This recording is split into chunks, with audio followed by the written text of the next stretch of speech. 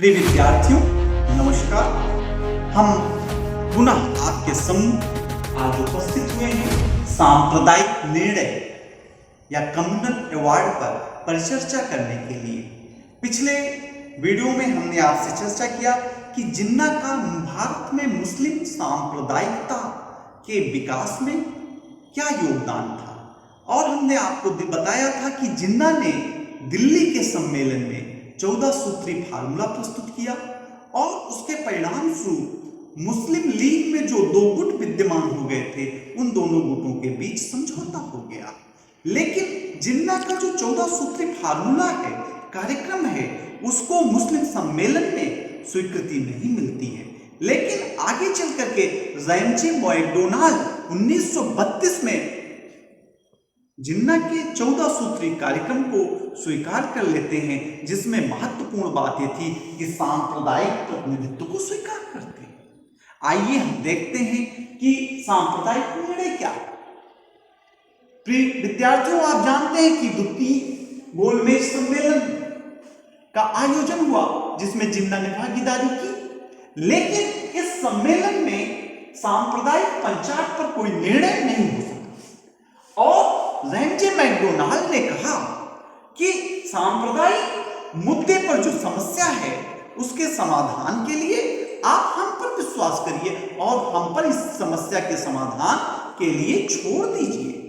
और Ramsay McDonald ने 16 अगस्त 1932 को सांप्रदायिक पंचायत के संबंध में, सांप्रदायिक समस्या के संबंध में, सांप्रदायिक प्रतिनिधित्व के संबंध में एक निर्णय लिया। कब लिया? 16 अगस्त 1932 को। कब लिया? 16 अगस्त 1932 को। किसने लिया? ब्रिटिश के प्रधानमंत्री रैमजे मैकडोनाल्ड ने। किसने लिया? ब्रिटिश प्रधानमंत्री रैमजे मैकडोनाल्ड ने। और जो निर्णय लिया वो निर्णय कहलाया क्या? सांप्रदायिक निर्णय। क्या कहलाया? सांप्रदायिक निर्णय या कम्युनल अवार्ड। सांप्रदायिक निर्णय या कम्युनल अवार्ड कहलाया। ये जो सांप्रदायिक निर्णय था या सांप्रदायिक पंचायत था, इसमें दो बातें थी। कहा गया कि जो प्रांतीय व्यवस्थापिका है, कौन सी व्यवस्थापिका? प्रांतीय व्यवस्थापिका। इसमें मुसलमान, सिख, ईसाई और हरिजन।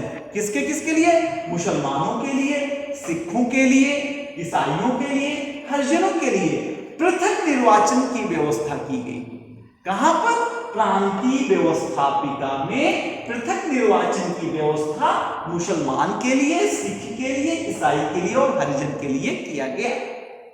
दूसरा क्या कहा कि अल्पमत के लिए जो स्थान सुरक्षित किए जाएंगे, अल्पमत के लिए जो स्थान सुरक्षित किए जाएंगे वे उस प्रांत की जनसंख्या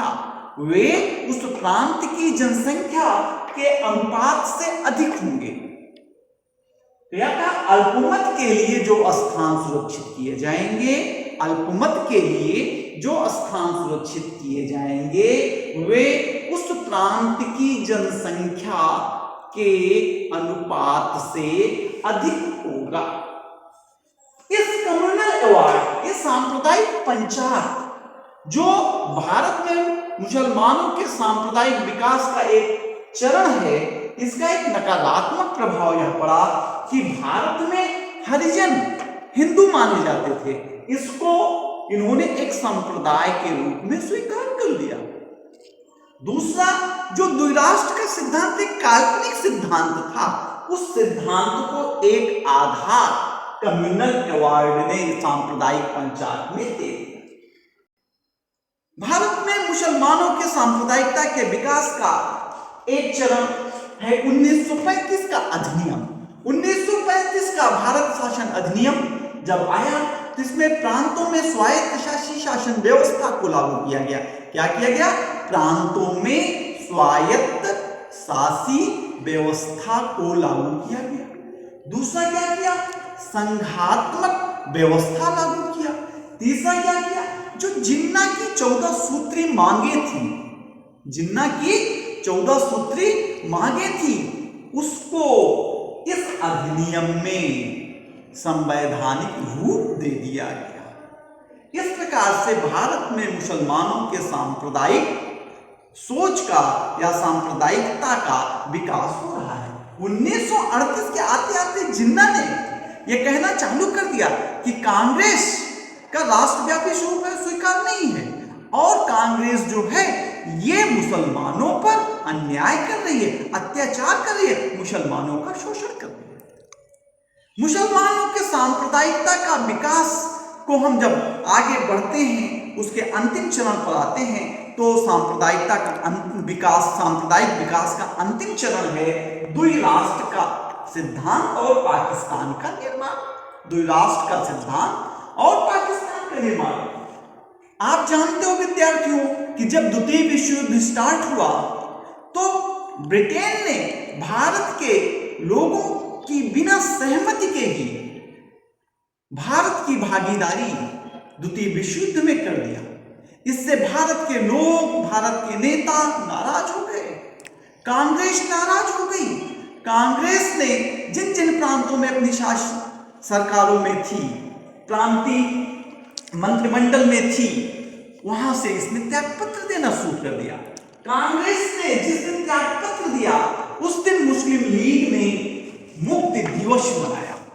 कांग्रेस प्रांतों से जिस दिन त्यागपत्र दिया उस दिन को मुस्लिम लीग ने मुक्ति दिवस के रूप में मनाया।